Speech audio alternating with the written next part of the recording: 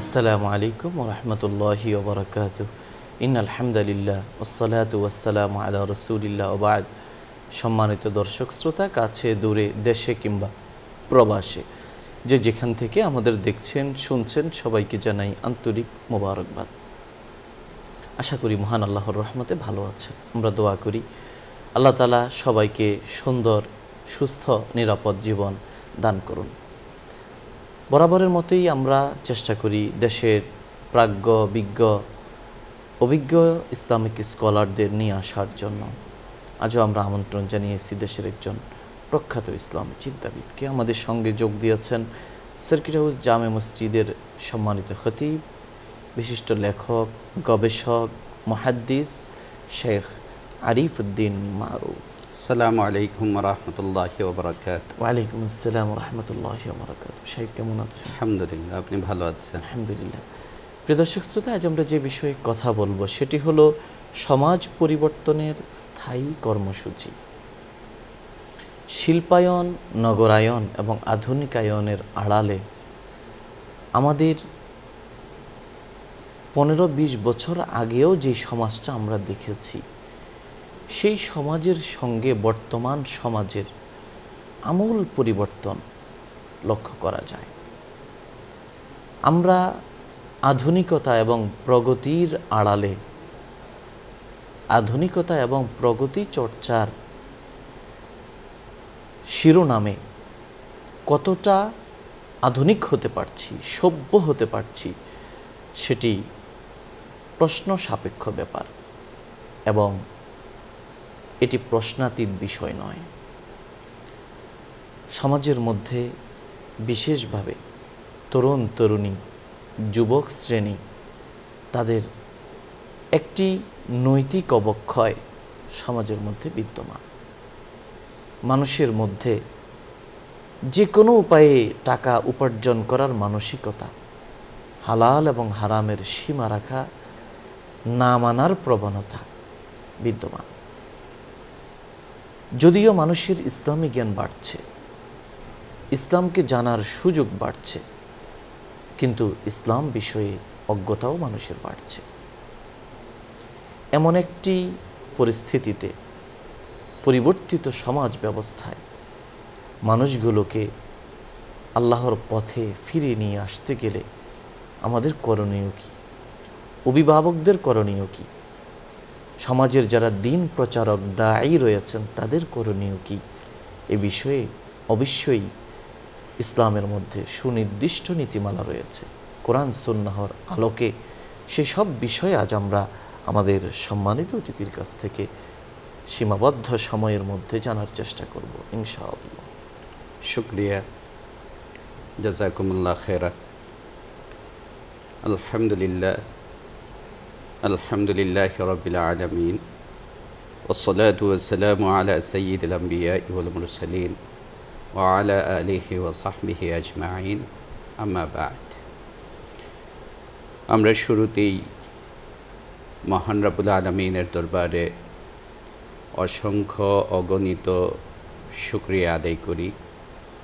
তিনি মেহেরবানি করেছেন বলেই এবং আমাদেরকে তৌফিক দান করেছেন বলেই আজকে আমরা একটা অত্যন্ত গুরুত্বপূর্ণ এবং যুগোপযোগী বিষয় সম্পর্কে আলোচনা করতে পারছি।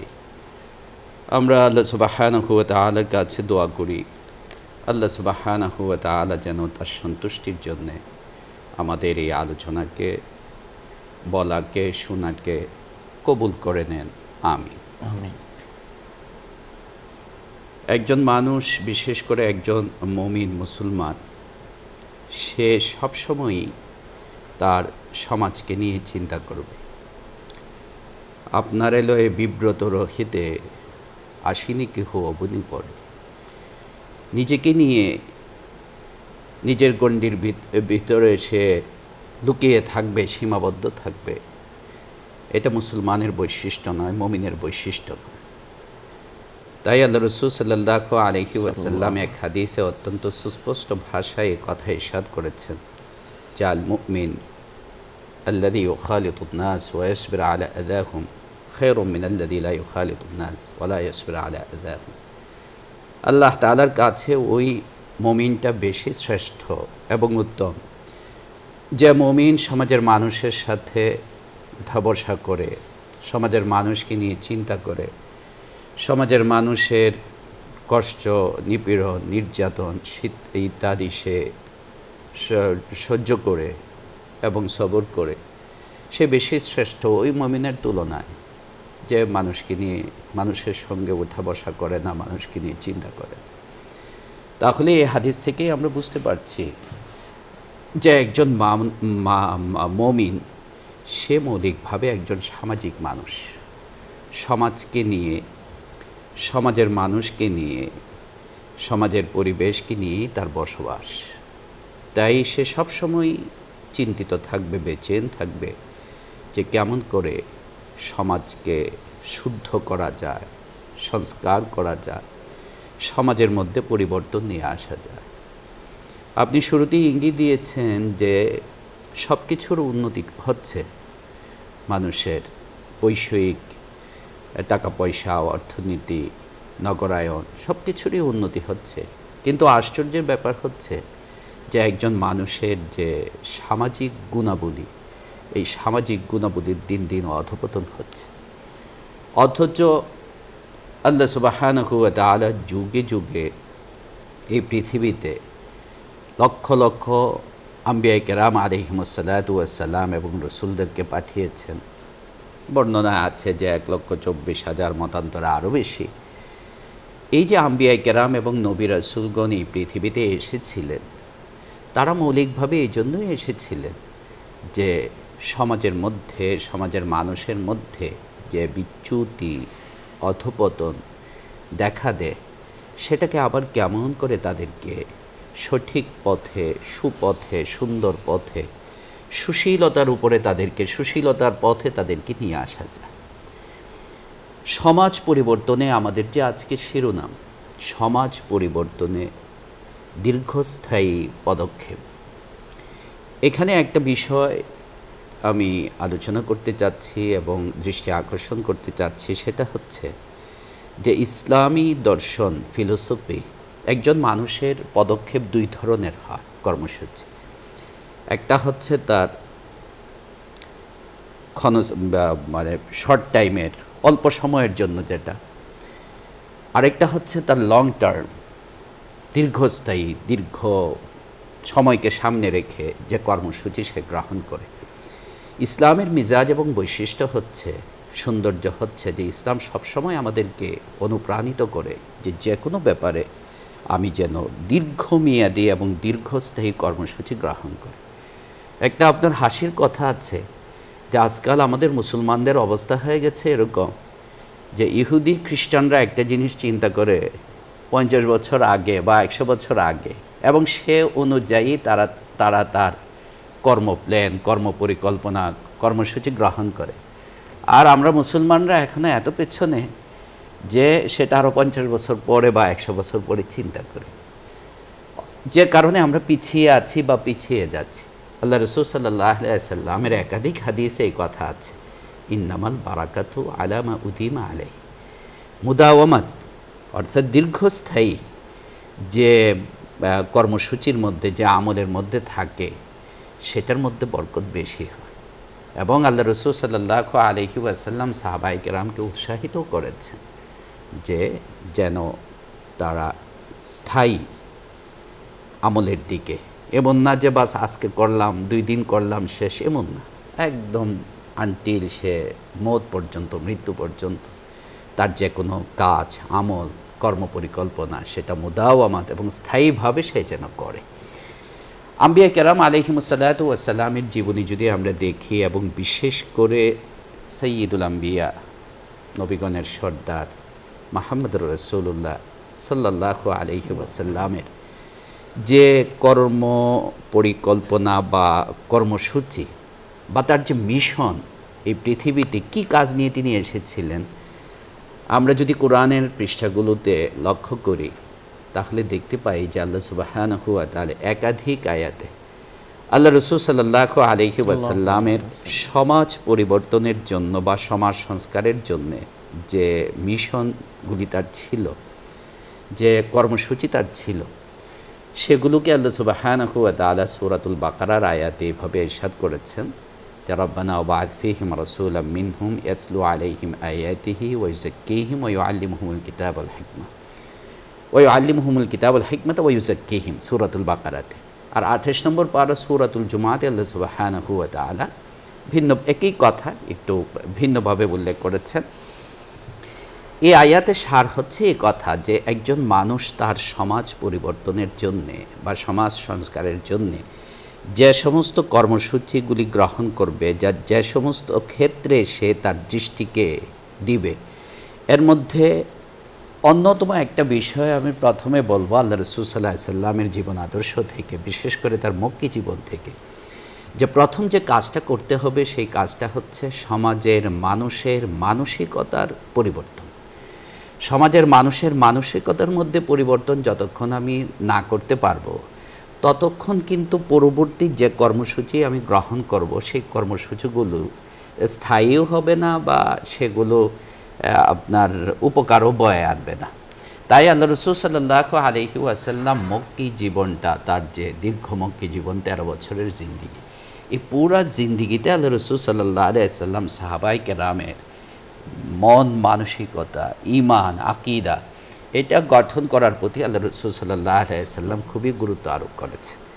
যখন সমাজের মানুষগুলো আল্লাহর পথে চলতে বা ন্যায়ের পথে চলতে, ভালো পথে চলতে সে তার মনটাকে গঠন করে ফেলেছে, এরপরে যখন কর্মসূচি দেওয়া হয়েছে যে এবার এটা করো, এবার এটা করো, এটা করো, তারা সেই জিনিসটা কাল বিলম্ব না করে নিঃসংক চিত্তে তারা সেটাকে গ্রহণ করেছে।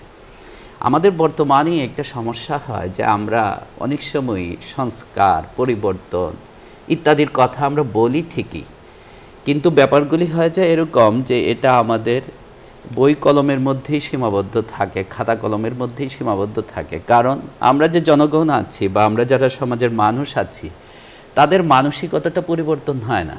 মানসিকতা পরিবর্তন না হওয়ার কারণে বাস যা আছে তাই থাকে। অথচ আগে আমার মানসিকতার সংস্কার এবং পরিবর্তন করতে হবে, এটা অত্যন্ত জরুরি। এরপর যে বিষয়টার দিকে আমাদেরকে লক্ষ্য রাখতে হবে সমাজ পরিবর্তনের জন্য, আল্লাহ রাসূল সাল্লাল্লাহু আলাইহি সাল্লামের প্রথম যে মিশন এবং লক্ষ্য তার আবির্ভাবের আল্লাহ সুবহানাহু ওয়া তাআলা উল্লেখ করেছেন, সেটা হচ্ছে ইউআল্লিমুহুম, তিনি তাদেরকে শিক্ষিত করে তুলবেন সমাজের মানুষকে। এবং আল্লাহ রাসূল সাল্লাল্লাহু আলাইহি ওয়াসাল্লামের হাদিসে এই কথাও এসেছে যে আল্লাহ রাসূল সাল্লাল্লাহু আলাইহি ওয়াসাল্লাম বলেছেন ইন্নামা বুইসতু মুআল্লিমান, আমি তোমাদের মাঝে শিক্ষক রূপেই প্রেরিত হয়েছি। আল্লাহ রাসূল সাল্লাল্লাহু আলাইহি ওয়াসাল্লাম মক্কার মানুষকে বা মদিনার মানুষকে, আরবের মানুষকে এবং তারপরে গোটা পৃথিবীর মানুষকে, আনেওয়ালা উম্মতকে আল্লাহ রাসূল সাল্লাল্লাহু আলাইহি ওয়াসাল্লাম এই বিষয়ের দিকে দৃষ্টি আকর্ষণ করেছেন যে দেখো, শিক্ষা হচ্ছে একটা জাতির মেরুদণ্ড। যতদিন পর্যন্ত শিক্ষা এবং শিক্ষা বিষয়ক স্থায়ী কোনো প্ল্যান, পরিকল্পনা তোমার সামনে না থাকবে, ততদিন পর্যন্ত তোমার দেশের মানুষ তারা শিক্ষিত হয়ে সুসভ্য হয়ে গড়ে উঠবে না। আমার খুব আফসোস লাগে, আমি বলি যে খুব আফসোস লাগে, আমাদের দেশে এই জিনিসটা খুব হয়। দেখবেন এই পরিবর্তন, ওই পরিবর্তন, মানে শিক্ষা সিলেবাসেরই যে কতবার এইভাবে না এইভাবে, পরীক্ষার সিস্টেম এইভাবে না এইভাবে, এটা তো একটা শিক্ষার জন্য ক্ষতিকর বিষয়। এটা শিক্ষাবিদরা বলেন যে এটা ক্ষতিকর বিষয়। আমি তো আমার বাংলাদেশের মানুষকে বা শিশুদেরকে, ছাত্রদেরকে শিক্ষার ক্ষেত্রে আগামী 50 বছর, 30 বছর, 40 বছরকে টার্গেট করে একটা দীর্ঘমেয়াদী, একটা স্থায়ী আমি কর্মসূচি গ্রহণ করা উচিত। তখন এটার উপকারটা দেশ এবং সমাজের মানুষ পাবে। দ্বিতীয় নম্বর যে বিষয়টা আল্লাহ রাসূল সাল্লাল্লাহু আলাইহি ওয়াসাল্লামের সমাজ পরিবর্তনের ক্ষেত্রে যে বিষয়টা ছিল, সেই বিষয়টা হচ্ছে তারবিয়ত ও তাসকিয়া। তাসকিয়া হচ্ছে আমরা শুরুতে যে বিষয়টার দিকে ইঙ্গিত দিয়েছি, মানুষের দিলটাকে পরিশুদ্ধ করে তোলা। একজন মানুষ সে কেবল বাহ্যিক অবকাঠামো বা বাহ্যিক অঙ্গ প্রত্যঙ্গের দেহের নাম না। একজন মানুষ সে মন এবং তার বাহ্যিক অবকাঠামো দেহ অবয়ব যেটা আছে সেটা মিলিয়ে হলো একজন মানুষ। তাই যতক্ষণ পর্যন্ত আল্লাহ রাসূল সাল্লাল্লাহু আলাইহি ওয়াসাল্লাম এক হাদিসে সহিহ বুখারীর হাদিস খুব সুন্দর বলেছেন যে আলা ইন্না ফিল জাসাদি মুদগা ইযা সালাহাত সালাহাল জাসাদু কুল্লু ওয়া ইযা ফাসাদাত ফাসাদাল জাসাদু কুল্লু আলা ওয়া হিয়াল কলব। প্রত্যেকটা মানুষের অন্তরের মধ্যে একটা টুকরা আছে, এই টুকরাটা যদি ঠিক না হয় তাহলে সব বেঠিক, আর এই টুকরা যদি ঠিক হয়ে যায় তাহলে সব ঠিক। এরপর আল্লাহ রাসূল বললেন, শুনে রাখো আলা ওয়া হিয়াল কলব, সেই টুকরাটার নাম হচ্ছে মানুষের হৃদয়। মানুষের হৃদয় বলতে মানুষের যে অন্তর্জগৎ, তার যে অভ্যন্তর জগৎ। আল্লাহ সুবহানাহু ওয়া তাআলা কুরআনে কারীমে এই বিষয়টাকে অন্য আয়াতে বলেছেন কলবুন সালিম, অত্যন্ত চারু হৃদয়, তার অত্যন্ত পরিশুদ্ধ হৃদয়। পরিশুদ্ধ হৃদয়, পরিচ্ছন্ন হৃদয়ের মানুষ যখন হবে তখন আপনি সমাজের যে পরিবর্তন আনবেন, অর্থাৎ ভালোর দিকে, শুদ্ধতার দিকে, এই পরিবর্তনটাও হবে। আজকে আমার বাহ্যিক চেহারার পরিবর্তন হচ্ছে, আমার বাহ্যিক সুরতের পরিবর্তন হচ্ছে, আমার সমাজের মানুষের বাহ্যিক সুরতের পরিবর্তন হচ্ছে, বা সমাজপতি যারা আছেন তারা কেবল বাহ্যিক সুরত পরিবর্তনের চিন্তা করছেন, কিন্তু আমি যে কেবল এই সুরত না, এই আকৃতির নাম না, আমার ভিতরের যে আমিটা, সেই আমিটার পরিবর্তন হচ্ছে না হওয়ার কারণে সে আমার অঙ্গ প্রত্যঙ্গ দ্বারা আমার হৃদয় যেমন তেমন কাজেই প্রকাশিত হচ্ছে। খুব আশ্চর্যান্বিত হতে হয় যে শিক্ষিত মানুষ, উচ্চ শিক্ষিত মানুষ, ইউনিভার্সিটিতে পড়ুয়া মানুষ, সে মিডিয়াতে আসতেছে, এই ধরনের কাণ্ড করে বসতেছে, এই ধরনের আচরণ করে বসতেছে, যেটা জানোয়ারের চাইতেও অধম হয়ে যাচ্ছে। এবং এটা ছোট বড় সকলের ক্ষেত্রে এই জিনিসটা হচ্ছে। আপনি দেখেন কত আশ্চর্যের কথা যে বর্তমান সমাজে আমরা শুনতেছি, দেখতেছি, সন্তান পিতামাতার নামে মামলা করে, পিতামাতা সন্তানের নামে মামলা করে, সন্তান পিতামাতাকে ঘর ছাড়া করে, তাদের ঘর ছাড়ার, মানে এর চাইতে শরম এবং লজ্জার কথা আর কি হইতে পারে যে আমার সন্তানটা আমার বিরুদ্ধে মামলা করবে? কেন এই চিত্র হবে? এই পরিস্থিতি কেন হবে? তো এই পরিস্থিতির জন্য যেমন আমার অন্তরের শুদ্ধতার বিষয়টাও দায়ী আছে, আমার তাজকিয়া এবং তারবিয়াতের বিষয়টা, সাথে সাথে আমি মনে করি আমার শিক্ষার বিষয়টাও এখানে দায়ী আছে। আজকে আমি আমার প্রতিষ্ঠান থেকে বা আমার সন্তানরা আমাদের প্রতিষ্ঠান থেকে সে কেবল পুঁথিগত কিছু কথা শিখে আসতেছে, গদবান্ধা কিছু কথা, বইয়ের কথা, কাগজের কথা, শব্দের কথা শিখে আসতেছে, কিন্তু সেই কথাটাকে হৃদয়ে ধারণ করা, সেই আলোটাকে হৃদয়ে ধারণ করা, আগে তো সব প্রতিষ্ঠানে থাকতো না একটা কথা, আপনার শিক্ষাই আলো না? তো যে শিক্ষার আলো দ্বারা আমি আলোকিত হচ্ছি না, সেই শিক্ষা তো আমার কোনো উপকারে আসলো না। এই জিনিসটা সবার চিন্তা করা উচিত যে আমার সন্তানটা তার প্রতিষ্ঠান থেকে সে সকালে যে দুপুরে সন্ধ্যায় ফিরছে, সে কি আলোকিত সন্তান হয়ে ফিরছে কিনা? উল্টো আরও আপনার শুনতে হয় যে হুজুর আমার ছেলেটা আমাকে বলে অনেক সময় মুসলমান ভাইরা যে আগে আমার ছেলেটা মেয়েটা কেমন ছিল, এখন ইউনিভার্সিটিতে যাওয়ার পর থেকে বা কলেজে যাওয়ার পর থেকে কেমন যেন ওর মধ্যে পরিবর্তন দেখতে পাচ্ছে, যেটা আমার পছন্দ না। তো এই যে পরিবর্তনটা হচ্ছে নিম্নের দিকে, অধঃপতন হচ্ছে, এই কেন হচ্ছে? আমাদের সমাজবিজ্ঞানী যারা আছে, শিক্ষাবিদ যারা আছে, তাদের এটা গবেষণা করা দরকার যে আজকে আমরা আমাদের শিক্ষায়তনকে বা বিদ্যালয়গুলোকে কেবল মনে হয় শব্দের মধ্যে সীমাবদ্ধ রেখে ফেলছি। সেখান থেকে যে শিক্ষায় আলো, সেই আলো সে আলোকিত হয়ে বের হচ্ছে কি না সেটা আমরা কেউ খেয়াল করছি না। তৃতীয় নম্বর, আল্লাহ রাসূল সাল্লাল্লাহু আলাইহি ওয়াসাল্লামের যে মিশন এবং লক্ষ্য এবং তিনি গ্রহণ করেছেন, সেটা হচ্ছে যে সমাজের মানুষের মধ্যে অন্যায়ের বিরুদ্ধে প্রতিবাদ এবং ভালো কাজের আদেশ, এই মানসিকতা সমাজের মানুষের মধ্যে থাকতে হবে, যেটাকে আপনার কোরআনের ভাষায় বা আমাদের ইসলামিক ভাষায় যেটাকে বলা হয় আমর বিল মারুফ এবং নেহি আনিল মুনকার, সৎ কাজের আদেশ করা এবং অসৎ কাজ থেকে নিষেধ করা। আল্লাহ তাআলা এই উম্মতের বৈশিষ্ট্য এবং ফজিলত বলতে যে কথা বলেছেন যে তোমরা শ্রেষ্ঠ জাতি। কেন? উখরিজাত লিন্নাস তা'মুরুনা বিল মা'রুফ ওয়া তানহাউনা আনিল মুনকার। তোমাদের ভিতরে আল্লাহ সুবহানাহু ওয়া তাআলা এই বৈশিষ্ট্য রেখেছেন যে তোমরা অন্যায়ের প্রতিবাদ করবে এবং মানুষকে ভালো কাজের কথা বলবে।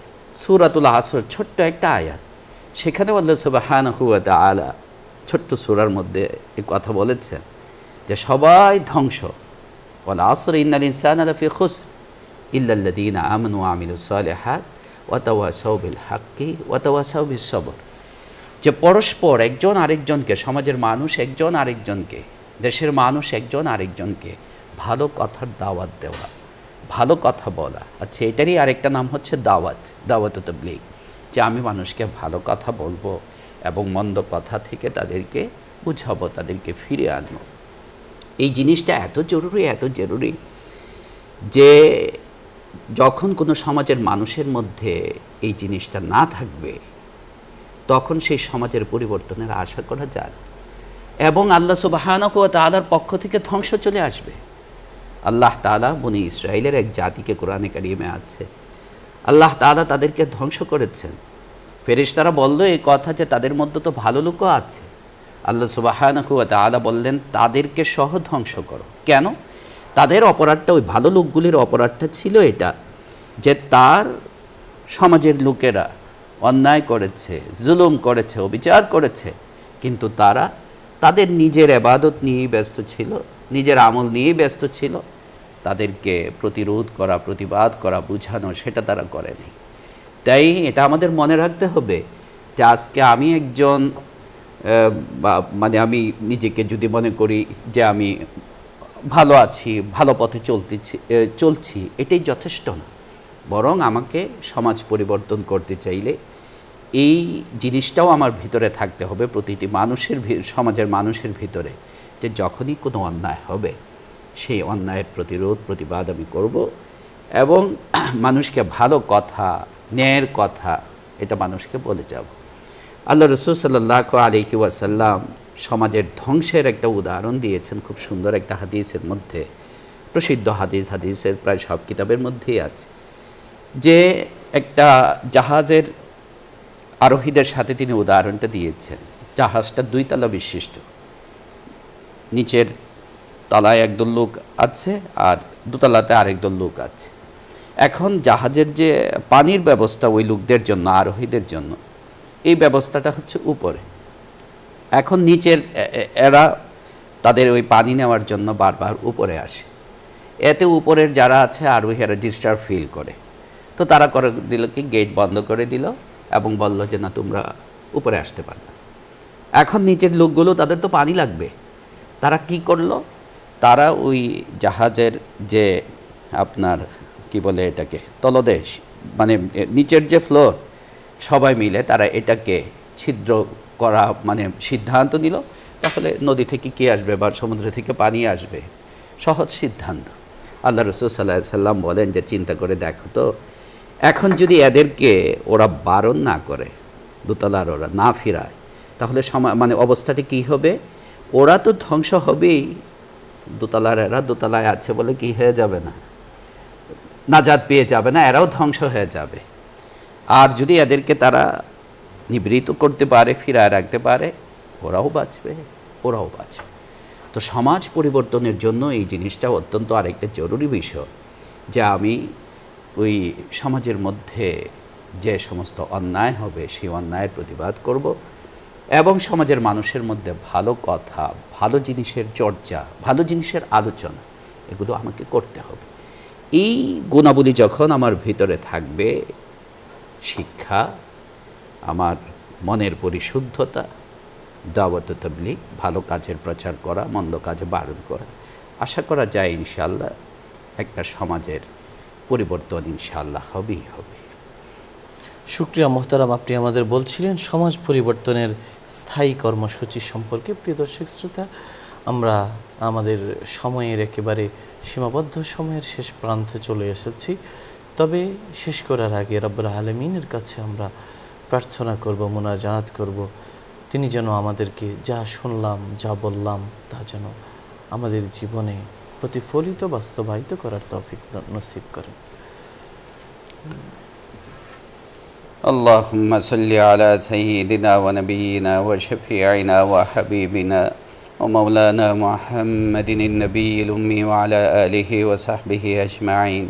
الحمد لله الحمد لله الحمد لله رب العالمين. لا إله إلا الله وحده لا شريك له له الملك وله الحمد وهو على كل شيء قدير. الله الله ربي لا أشرك به شيئا. لا إله إلا أنت سبحانك إني كنت من الظالمين.